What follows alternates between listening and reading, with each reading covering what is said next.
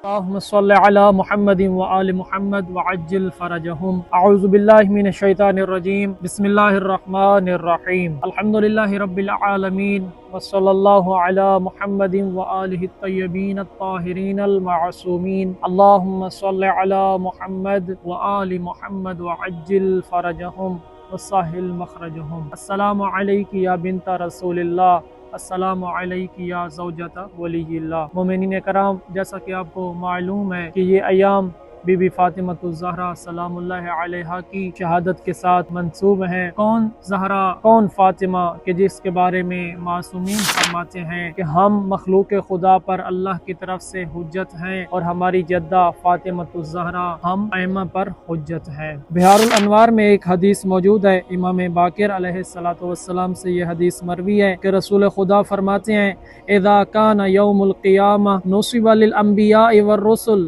منابر من نور ويكون منبري اعلى منابرهم يوم القيامة ثم يقول الله يا محمد اخطب، کہ جب قیامت کا دن ہوگا تو تمام انبیاء اور مرسلین کے لیے ممبر، نور کے ممبر نصب کیے جائیں گے، اور رسول خدا فرماتے ہیں کہ میرا ممبر ان سب کے ممبروں سے بلند تر ہوگا۔ پھر اللہ تعالیٰ فرمائے گا اے محمد خطبہ پڑھو۔ تو مومنین کرام، اسی حدیث کے آخر میں رسول خدا صلی اللہ علیہ وآلہ وسلم فرماتے ہیں کہ جب خداوند متعال فرمائے گا اے فاطمہ الزہرا تم جنت کی طرف جاؤ، تو بی بی زہرا سلام اللہ علیہا جب جنت کی طرف جا رہی ہوں گی تو یہ بھی روایت کے جملے ہیں کہ ایک طرف 1,00,000 فرشتے ہوں گے اور دوسری طرف بھی 1,00,000 فرشتے ہوں گے۔ تو جب جناب زہرا جنت کے دروازے پر پہنچیں گی تو رک جائیں گی بی بی۔ فَإِذَا صَارَتْ عِنْدَ بَابِ الْجَنَّةِ تَلْتَفِتُ فَيَقُولُ اللَّهُ یا بنت حبیبی ملتفاتک فتقول یا ربی احببت ان یعرف قدری